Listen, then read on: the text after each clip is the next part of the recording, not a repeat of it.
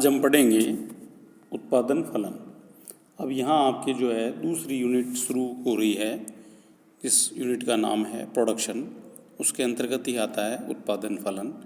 वैसे जो ये फलन है गणितीय शब्द है, गणित और भौतिक विज्ञान में सामान्यतः इसको काम में लेते हैं। फलन का अर्थ है कि जब एक चर राशि की अन्य चर पर निर्भरता को व्यक्त करना है या दो चरों के बीच में जब संबंध व्यक्त करने की बात आती है तो हम फलन शब्द का प्रयोग करते हैं। जैसे सामान्यतः कहा जा सकता है कि वृत्त का क्षेत्रफल होता है a बराबर पाई आर स्क्वायर, तो क्षेत्रफल जो है वो त्रिज्या का फलन है। ये एक बहुत ही सरलतम उदाहरण है। किसी भी वृत्त का क्षेत्रफल त्रिज्या का फलन होता है। यूँ भी कह सकते हैं कि वृत्त की जो परिधि है वो भी त्रिज्या का फलन होती है, यानी परिधि और क्षेत्रफल दोनों त्रिज्या पर निर्भर करते हैं। अब जब उत्पादन फलन की बात आती है तो जैसा कि आपने पूर्व में पढ़ा है, हम उत्पत्ति के 5 साधनों की सामान्यतः चर्चा करते रहे हैं। भूमि, पूंजी, श्रम, संगठन और साहस। किसी भी वस्तु का उत्पादन करने के लिए उत्पत्ति के इन 5 साधनों की आवश्यकता पड़ती है। उत्पत्ति की मात्रा उसमें लगाए गए साधनों की मात्रा पर निर्भर करती है। उत्पादन करने के लिए जो साधन काम में लिए जाते हैं उनको पढ़ते या इनपुट कहते हैं, और जो उत्पादित होता है उसे आउटपुट कहते हैं, यानी इनपुट और आउटपुट। अतः भौतिक पढ़तों और भौतिक उत्पाद के मध्य संबंध को उत्पादन फलन कहा जाता है। Relation between inputs and outputs is called production function. Professor Samuelson के अनुसार उत्पादन फलन एक तकनीकी संबंध है जो यह बताता है कि उत्पादन के साधनों के प्रत्येक विशेष संयोग के द्वारा कितनी वस्तुएं उत्पादित की जा सकती है। प्रत्येक उत्पादक अपने उत्पादन की योजना बनाते समय उत्पत्ति के विभिन्न वैकल्पिक साधनों से प्राप्त होने वाले उत्पादन का अनुमान लगाता है और अंत में केवल उसी संयोग को चुनता है जो न्यूनतम लागत पर अधिकतम उत्पादन संभव होता है।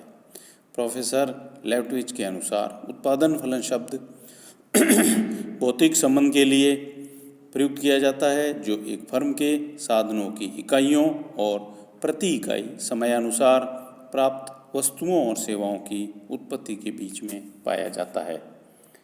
अब इसको गणित के रूप में इस प्रकार से व्यक्त किया जा सकता है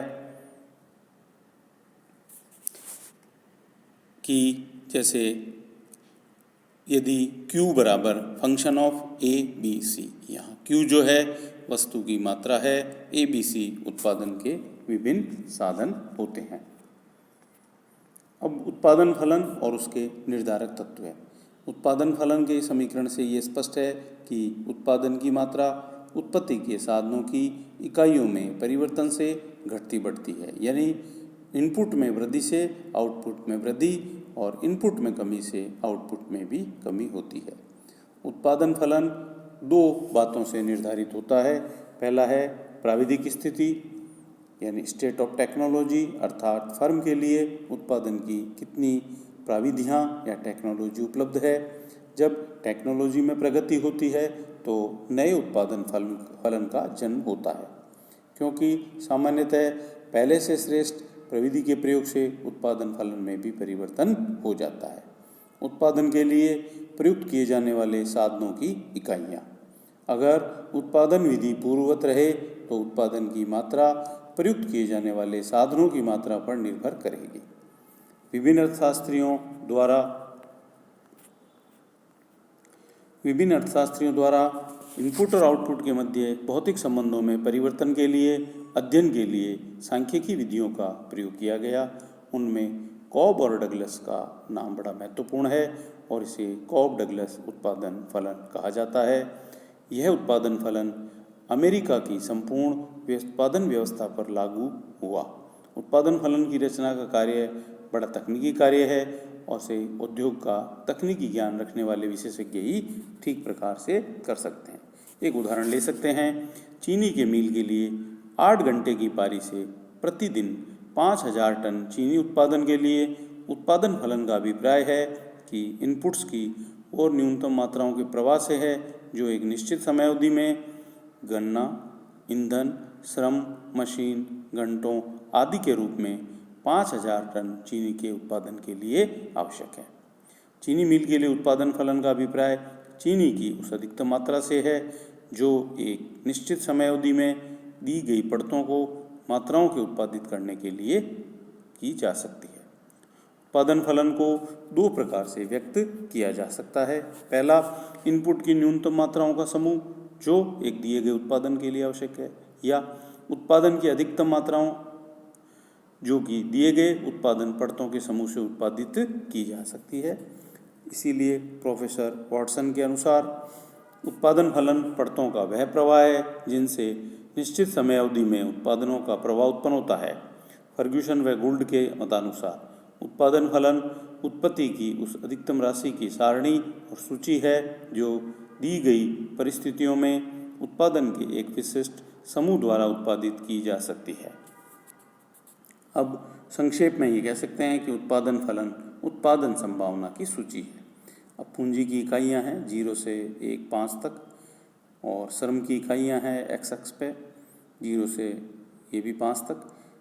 अब यदि श्रम और पूंजी दोनों की में से कोई एक इकाई 0 कर देंगे तो उत्पादन 0 प्राप्त होगा। अब एक इकाई श्रम की एक इकाई यदि पूंजी के काम में लेते हैं तो 10, श्रम की बढ़ाकर 1 से 2 कर दें और पूंजी को फिक्स कर दें तो 15, फिर श्रम की एक बढ़ाई 19, फिर श्रम की एक बढ़ाई 22, फिर श्रम की एक बढ़ाई 25। इसी प्रकार यदि पूंजी की 2 इकाई लें, श्रम की 1 लें 15, दोनों की 2 22, पूंजी की 2 और श्रम की 3 28, और इसी प्रकार। तो ये टेबल जो है उत्पादन फलन को दर्शाती है। इस सारणी से स्पष्ट है कि श्रम और पूंजी के संयोग से उत्पादन कार्य हो रहा है।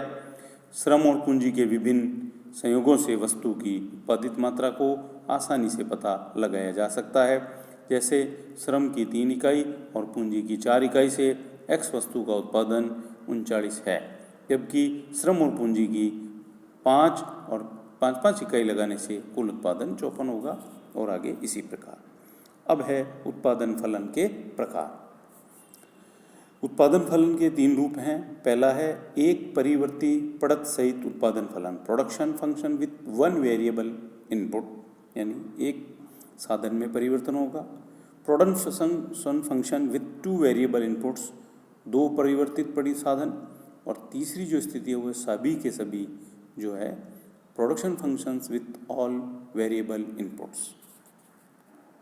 अब पहले बात आती है एक परिवर्तित पड़त सहित उत्पादन फलन, यानी अल्पकाल में जब अन्य साधनों की मात्रा स्थिर रखकर किसी एक साधन की मात्रा में परिवर्तन करते हैं तो उत्पादन की भौतिक मात्रा में जो परिवर्तन होता है उसे एक परिवर्ती पड़त सहित उत्पादन फलन कहा जाता है। इसमें स्थिर साधन के साथ परिवर्तनशील साधनों का अनुपात बदलता है।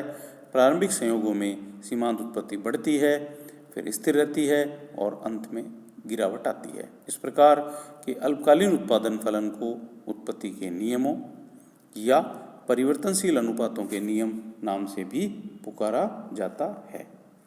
अब दूसरी बात आती है 2 परिवर्ती पड़त सहित उत्पादन फलन।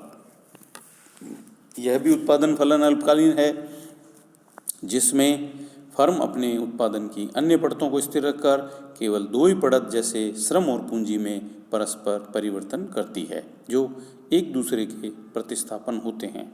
इस प्रकार 2 परिवर्तनशील पड़तों के घटत बढ़त से कुल उत्पादन में जो परिवर्तन आता है उसका अध्ययन इसके अंतर्गत होता है। इसे भी उत्पत्ति के नियम के अंतर्गत लिया जाता है।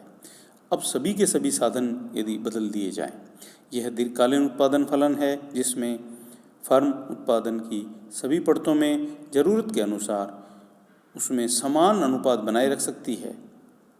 जब उत्पादन फलनों को समानुपातिक परिवर्तन से कुल उत्पादन में जो परिवर्तन होता है उसे हम पैमाने के प्रतिफल के नाम से भी जानते हैं। अब है उत्पादन फलन की जो मान्यताएं।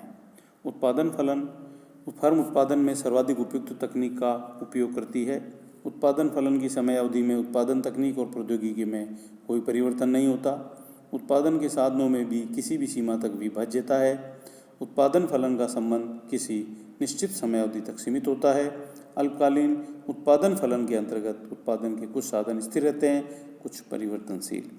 और दीर्घकालीन उत्पादन फलन की ये मान्यता है कि उत्पादन के सभी साधन का अनुपात एक ही रहता है, परंतु वे सभी परिवर्तनशील होते हैं। अब है उत्पादन फलन की मुख्य विशेषताएं। उत्पादन फलन व्यावसायिक फर्मों के द्वारा उत्पादन साधनों में परिवर्तन के कारण उत्पादन की भौतिक मात्रा में होने वाले परिवर्तनों का अध्ययन होता है। उत्पादन फलन दूसरा, चूंकि फर्म में प्रयोग आदाओं यानी इनपुट्स के कारण उत्पादन की मात्रा में होने वाले परिवर्तनों का विश्लेषण है, इसलिए इसमें यूँ कह सकते हैं कि मूल्यों का समावेश नहीं होता। तीसरा, उत्पादन तकनीक और प्रौद्योगिकी में होने वाला परिवर्तन उत्पादन फलन को ही बदल देता है। चौथा, समय अवधि में परिवर्तन से उत्पादन फलन में परिवर्तन होता रहता है। जब व्यावसायिक फर्में उत्पादन के कुछ साधनों को स्थिर रखकर कुछ अन्य परिवर्तनशील साधनों की मात्रा में घटत बढ़त करती है, तो भौतिक मात्रा में होने वाला परिवर्तन अल्पकालीन उत्पादन फलन कहलाता है। और इसके अन्य नाम हैं, जैसा कि आपने 10+2 लेवल पर पढ़ा होगा, परिवर्तनशील अनुपातों के नियम या उत्पत्ति के नियम। जब व्यावसायिक फर्में दीर्घकाल में उत्पादन के सभी साधनों की मात्रा में परिवर्तन कर सकती है, समानुपातिक रूप में बदल सकती है, तो उसे हम दीर्घकालीन उत्पादन फलन या पैमाने के प्रतिफल नाम से भी पुकारते हैं। उत्पादन फलन के अंतर्गत कुछ सीमा तक साधनों में परस्पर प्रतिस्थापन का अंश संभव होता है। प्रतिस्थापन मतलब एक जगह एक साधन के स्थान पे दूसरे साधन को काम में लेना। उत्पादन फलन उत्पादन की तकनीक एवं प्रौद्योगिकी के कारण उत्पादन मात्रा में होने वाले परिवर्तनों का विश्लेषण करता है। तो ये थे उत्पादन फलन की विशेषताएं। धन्यवाद।